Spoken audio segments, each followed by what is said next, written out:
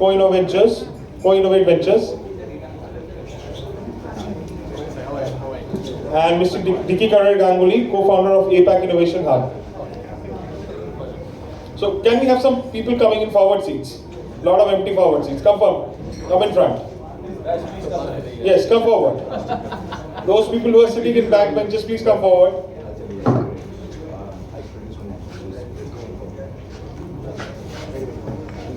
Yes, please come forward.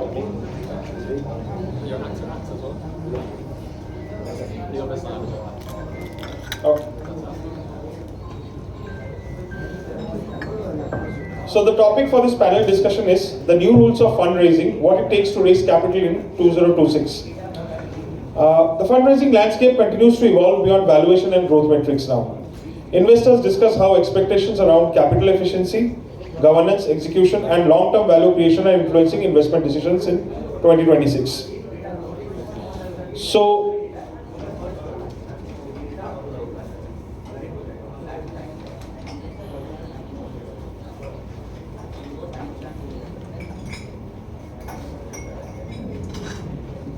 fundraising landscape continues to evolve beyond valuation and growth metrics. Investors discusses how expectations around capital efficiency, governance, execution, and long-term value creation are influencing investment decisions 2026.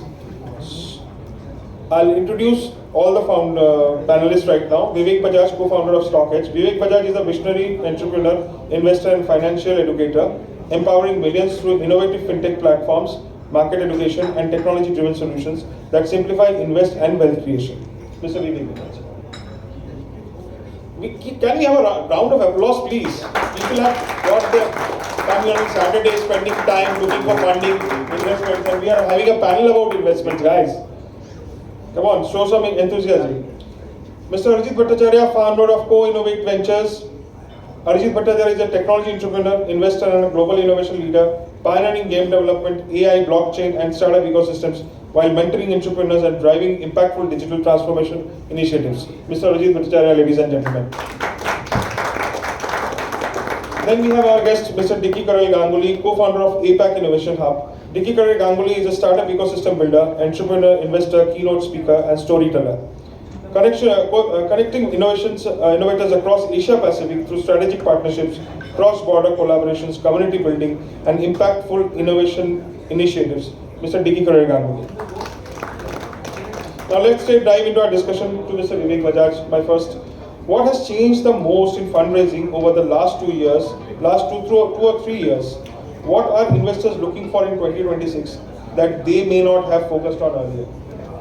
Hello everyone. So I come from stock market background for the last 20 years. So I'll give a different perspective about investors, because finally everything boils down to going back to stock market. All the startups who eventually would like to create large wealth, they will come to stock market.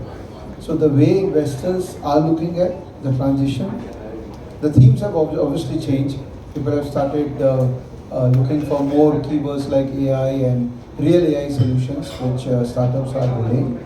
But in terms of funding, I think what has changed is because there are companies which has got listed, and there is a clear wealth creation which those companies have shown in the listed space. Companies like Grow or Paytm, etc. Everyone has now shown a good, decent wealth creation journey from startup to the listing journey. The focus on unit economics and profitability, I think, has become far more than it was probably 2 years ago. Maybe it was higher in 2 years ago. 4 years ago it was lesser. 10 years ago it was lesser. So as the world is getting more, the startup ecosystem and the listed space is getting more converged, the focus on profitability and unit economics is something which is growing. And how to raise money? Because I come from a background where profitability has always been the first metrics for a businessman like me. So there is a separate category of investor who like profitable businesses, and there is a category of investor who hate profitable businesses, right? Whatever I've learned from the startup ecosystem with they literally hate profit. If you're making profit, they'll be like, you are different category, so I don't want to touch you because you are talking about profit. That's okay. I'm no one to judge anyone, because both the categories have created wealth for their investors. But all I'm saying that it's important for us to know who we are, and then only become part of an ecosystem which suits your personality. If I like profitability and if I have someone on the cap table or on a board seat who doesn't like profitability, then there is a recipe of disaster. That's great. That's great. So yes, profitability and unit economics. Those are keywords. So I'll drive my next question towards Mr. Arijit Bhattacharyya. Danzo raised significant capital and had backing from major investors, but eventually shut down its operations after financial and executional problems. What lessons should founders learn about cash burn, frequent pivots, and dependence on the next funding round? Okay, interesting question. Yeah. Glad that it is coming towards me. When you are actually raising capital, I'll make it very short, very brief. We have probably, some of the founders have the tendency that let me burn as much as I can. Buying some new flat, buying some fancy car, probably somebody was giving example, buying some Apple laptop, which is fine. If you really need that, go for it. But sometimes we feel that getting funding means I have got the success. That's the main problem. So it's not about shutting down one company. There are multiple other examples. People have raised capital, eventually they are not there in the market. The sole reason is, we sometimes forget when you are raising capital, you practically need to sell your product or your solution. So your cash which you have raised should go into that. Many a times we probably are creating a model where your 30% raised capital is going to recruit more and more people. In today's world, because it is 2026 and beyond, we'll be seeing multiple different AI agents. You actually practically don't need those kind of human beings to work on something which is very small junior level job.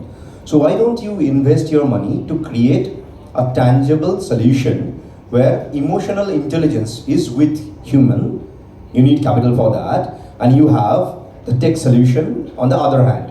And eventually your raising capital, 60% should go to grab the market. And there you go in a wrong direction as well. You put a lot of money going for social media ads because it's investors' money. Wow, let me burn as much as I can. Let's not do that, right? Let's do something which is very, very human touching.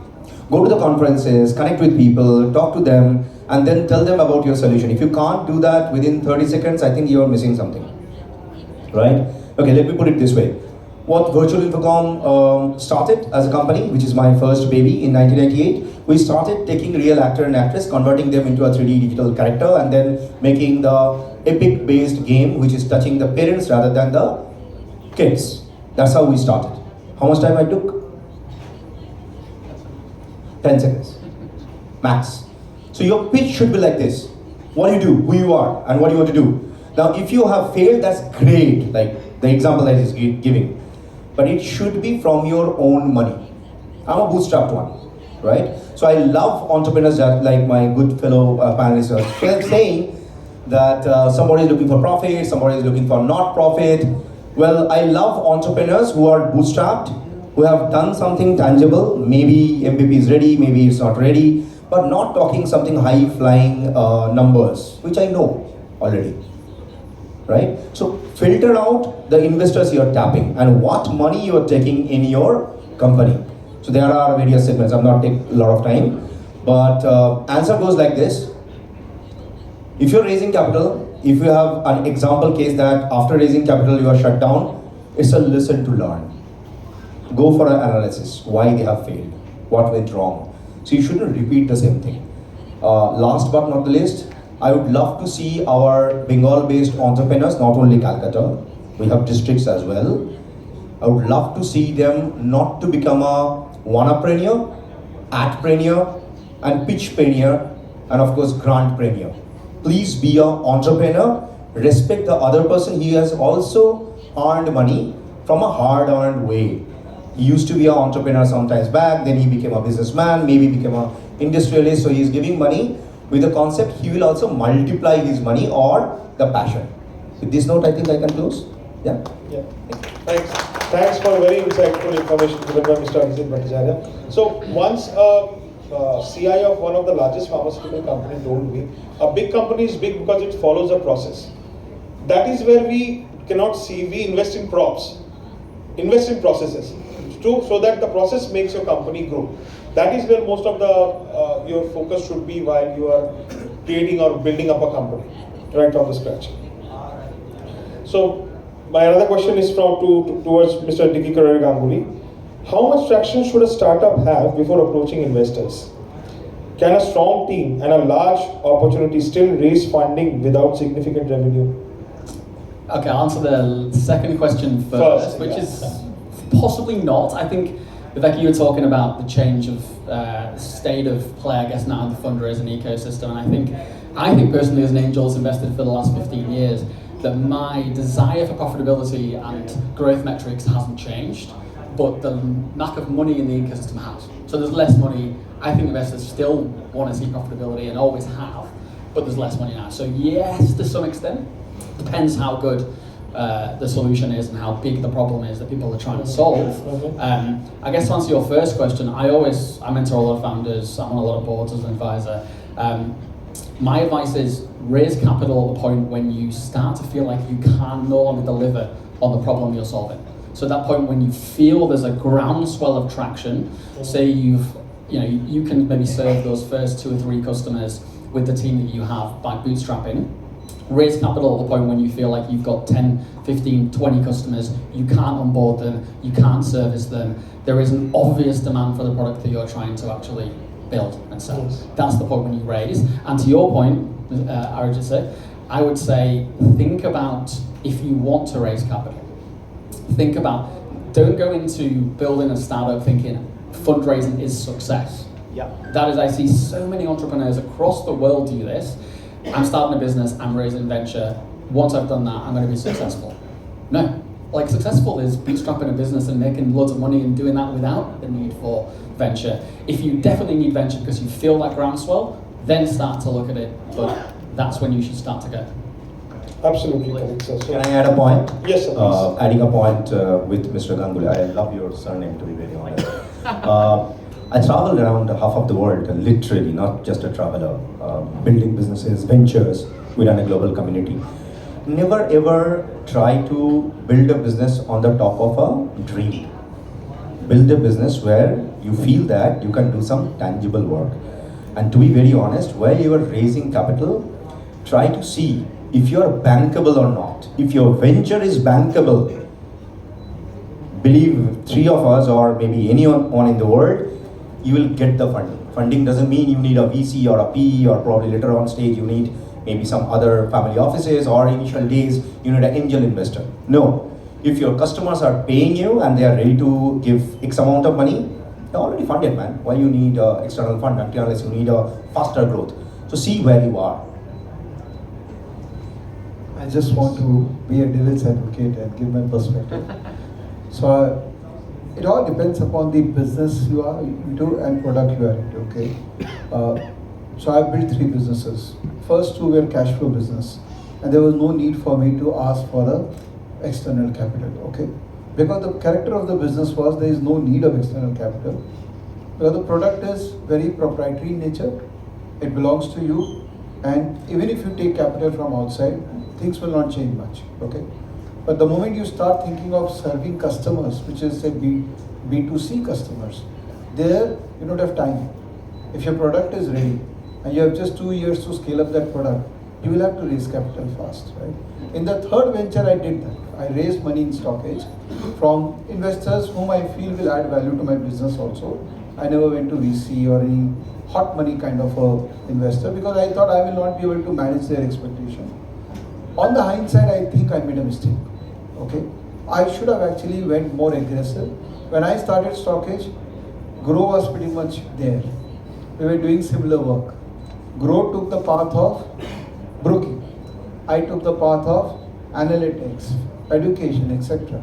The path itself was probably not the right path which I took. If I would have taken broking, if I would have taken the path with Grow took a lot of money from right investors, my story would have been very different. So I don't think so there is one single answer to this question, whether you should raise money or not. It purely depends upon which business is and what is the requirement of that business.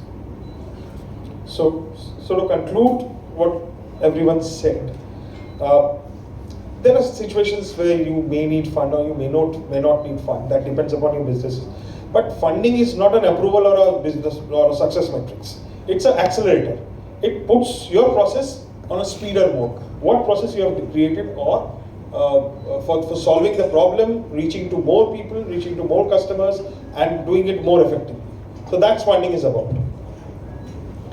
So the last question is this is to everyone. Okay, if a startup is growing quickly but is still making losses, what evidences would convince you that those losses are planned investments rather than signs of weak business model? So as a chartered accountant, I can tell you this answer to this question. We have to understand the definition of loss. We have to look at the balance sheet and find out why the loss is happening. Is the loss because of lack of unit economics of per unit you are selling, or it is because you are building a product which needs a lot of good quality tech talent and you are recruiting them, which is now getting capitalized, partially capitalized at least, or you are paying money to Google and Facebooks of the world, which you can't avoid. You have to pay money to them to be relevant in this ecosystem, and you are building a brand. Now, brand is something which in India we have not yet learned the art of valuing brand. Right? In balance sheet, we don't see a brand value. Only Tata's and some of the bigger listed companies, they have started showing brand as one of their value of the asset. But we have never realized the value of how to put it in a balance sheet item. I think Vijay Mallya did that with Kingfisher. He put brand as a collateral. I mean, that could be, there can be many discussions around him. Raj Srilvani has already done 5-hour podcast with him. But I think the point I'm trying to make is the loss has to be understood, why the loss is there. And if it is genuinely for deriving future benefit, which is the definition of asset, then it's not a loss, it's just an investment. Okay, I'll give real life example. I love giving this. How many of you have heard about Shaktiman, Mr. Mukesh Khanna? How many of you know that? Super. How many of you know that we actually built game with Mr. Mukesh Khanna called Shaktiman the Game and the Shaktiman the Battle? I'm sure none of you. Oh my God, we have two. Great, then Bengal is changing. Super. The reason I'm giving you this line, we did that in 2016, 10 years back, converting Mr. Mukesh Khanna as a 3D character. Please understand, we have to take him on board.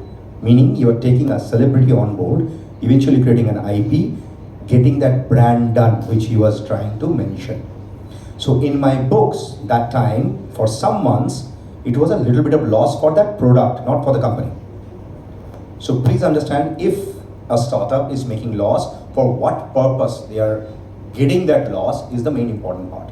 So from the investment perspective, if he is burning money, if that business is burning money, but they are generating some good name, which you can probably capitalize later on, then that's a good investment. So as an investor, if I look at that product, one of my product, or maybe somebody else's product, that's a good thing for us. So we'll be more than happy to probably go for that. That's the real kind of scenario you need to understand. Never ever feel ashamed that you are making loss. Good. That's great. But why you are making loss is the main important aspect. I think I'll make it short and crisp. Yes, thank you. Thank you so much. Do I have time to add something briefly? I mean, yes. We have time. We have time for all the good information we need. Wonderful, fantastic answers. I would say, to add to those two answers, look at any fast-growing tech company internationally, Uber, Airbnb. They've all had in their strategy and their business model, they're going to make a loss for a certain amount of time. So if you are building a high-growth tech business, you are going to. It's how you justify it, like you said, Arijit and Vivek. Thank you. Thank you so much. And you have it, folks. Our panel discussion on the new rules of fundraising and what it takes to raise the capital in 2026 has come to a close. Thank you, our esteemed panelists, for sharing invaluable insights and sharing the knowledge we all need moving forward from here. And thanks, everybody. Please clap, show some enthusiasm. We are discussing solutions to our problems, all of our problems. Can I have another round of applause for the moderator? It's not easy to moderate these kind of panels. Thank you so much. Photographer, please. Sahil, photographer. We'll take a panel. Take a panel.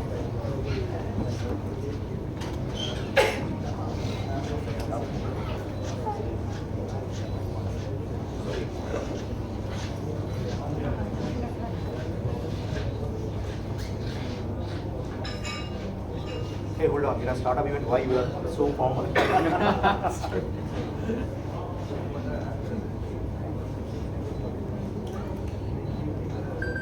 Thank you so much.